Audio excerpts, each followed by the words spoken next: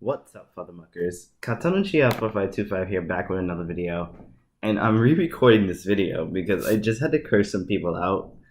These construction workers right outside my window because they decided to do all this loud noise as soon as I started hitting record. So I had to take care of that. But welcome to my video. This video is up actually 2 days early. I am going to be posting up another video up on Saturday. On Sunday. So stay tuned for that. The reason being is I really don't have a set schedule at my daytime job, so they schedule so sporadically that I don't really have a set time frame on when I can upload and when I cannot. So it's like I upload whenever I can get to it, or if I'm not busy doing something else more important, then yeah, you will see an upload. But today we're actually going to be talking about why I want to work for Sega or why I want to be a comic artist involving Sonic in any way.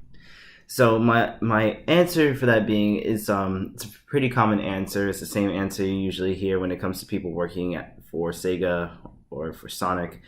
It's that they grew up playing the video games and they love Sonic so much that they can relate to him more than any other video game franchise.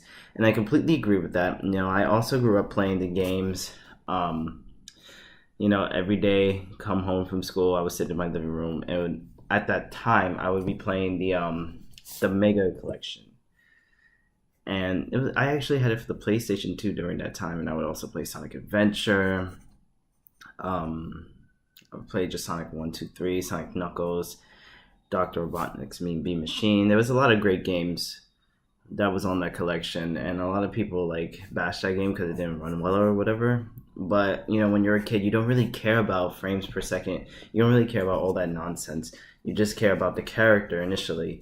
As a kid, you don't realize it, but your mind is making an emotional connection with the character.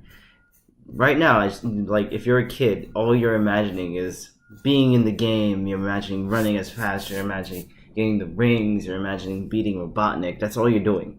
But your mind is actually processing it in a different way. And you start to realize this when you get older.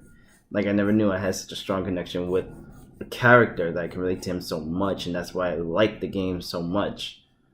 It's very interesting how a child's mind works. But yeah, I've been playing Sonic for so many years, for as long as I can remember.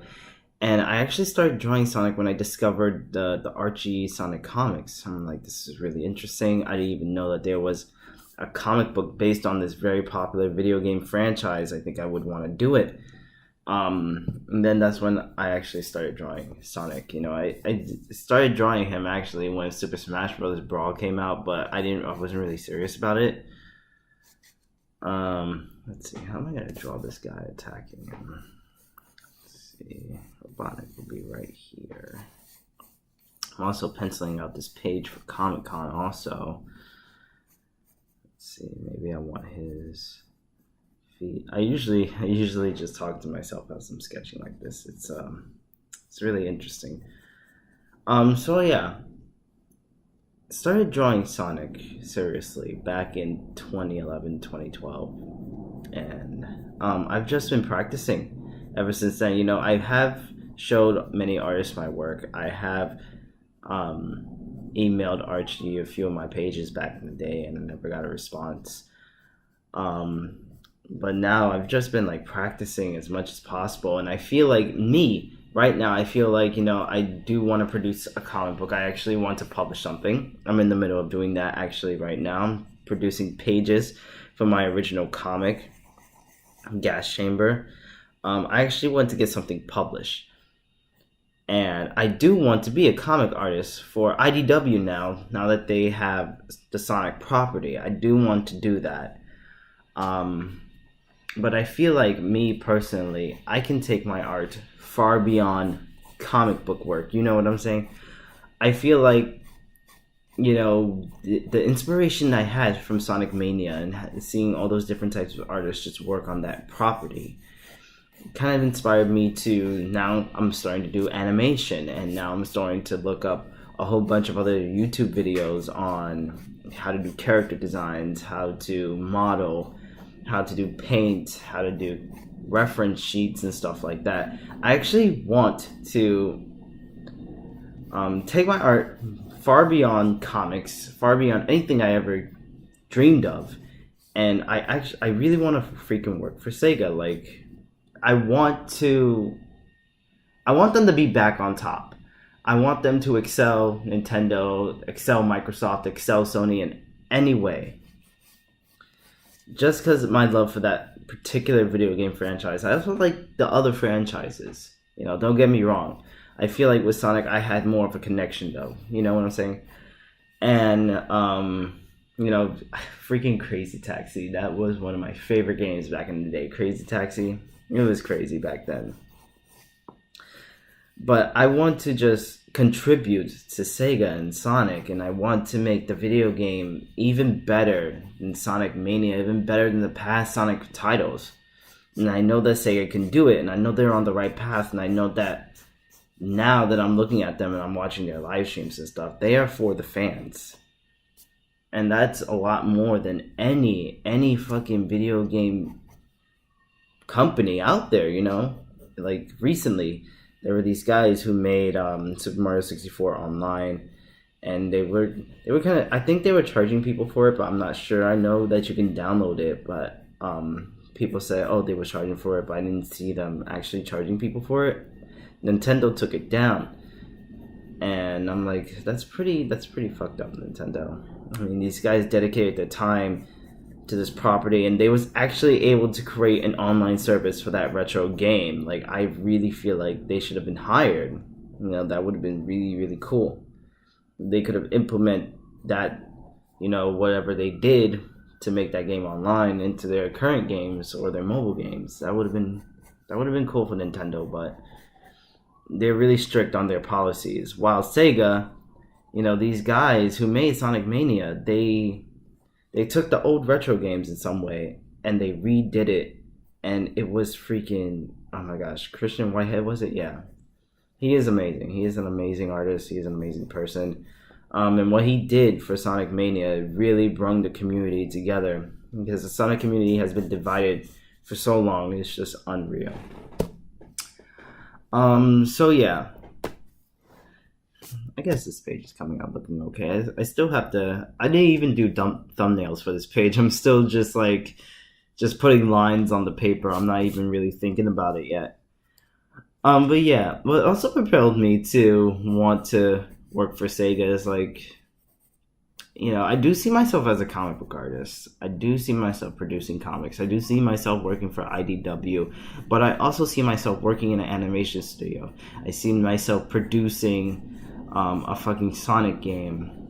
You know, I see myself going on these interviews. I see myself moving to LA or moving to whatever they need me to move just to work on this game.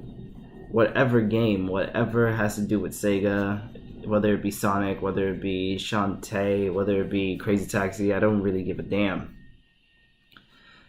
And I'm going to dedicate this YouTube channel to, you know, to my journey, to this journey of being a comic book artist, to being an animator, to being a concept designer. Whatever my art takes me, you know, it's I just really hope that it's going to be a good future for me. And I just want to show people that you can do it.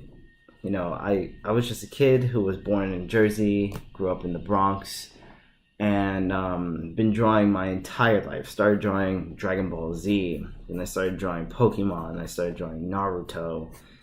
You know, I was really heavily influenced by manga, and now I just want to be proficient at what I do. I don't want my art to look like fan art. I want my art to look like professional. I want it to be appealing. I want people to ask me questions on what tools I use, how do I do this and this and that. You know, and these guys, these artists who have tens and thousands and millions of subscribers, you know, they are always posting up like tutorials and how to do videos, but it's like they're never actually explaining how they got there.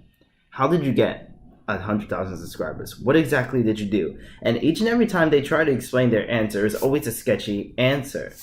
You know, they don't really explain it, and that's the problem.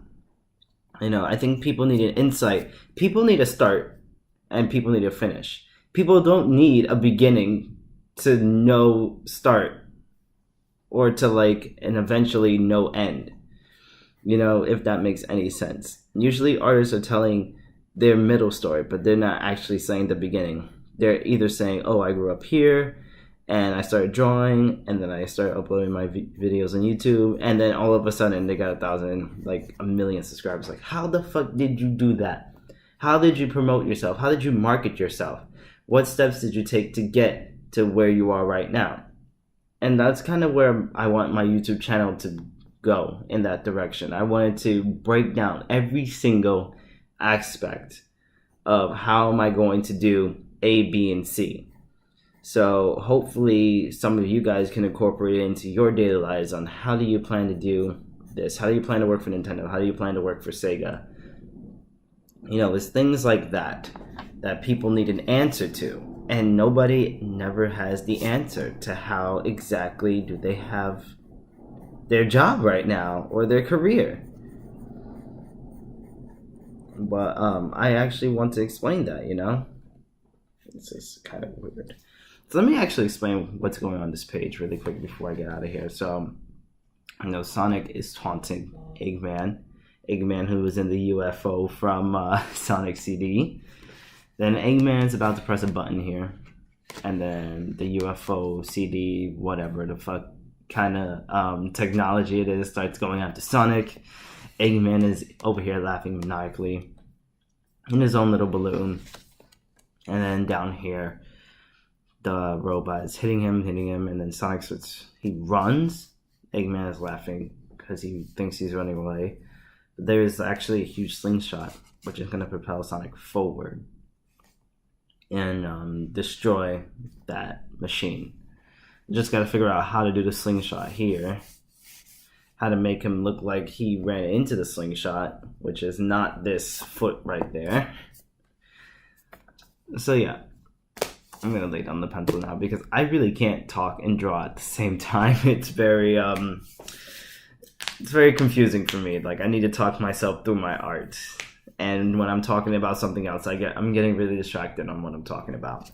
So yeah, just follow me on all my social media. I usually post on my Facebook fan page, Comics by Adam. Post on Instagram, Katanuchiya4525. I'm more active on Twitter now, Katanuchiya4525. You know, just check me out on all of my social media. Support me on Patreon. I'm going to be documenting my experience, my portfolio review at New York Comic Con in 2 weeks. So if you want to see that, please hit the subscribe button, smash the like button. You're going to be seeing a lot of Comic Con videos. You're going to be seeing the portfolio submission review. You're going to be seeing, you know, a lot of Sonic, hopefully a lot of Sonic over there, and just other really cool stuff, other cool artists, and yeah. And hopefully, this is not confirmed yet, but hopefully in November, Sonic Fan Jam in Savannah, Georgia. I might be going to that. It's a 50% possibility that I'm going to that. The only way it's going to happen is if I get more supporters on my Patreon, because, you know, living in New York is tough. But I definitely want to go to Sonic Fan Jam. I definitely want to meet all the Sonic people over there. You know, it's going to be really freaking cool. So yeah, support me on all my social media, whatever. Like my page, whatever. All this stuff will be in the description down below. And I'll see you guys on Sunday with another review video. So yeah, this is Kanto Chia 4525, and I'm signing out.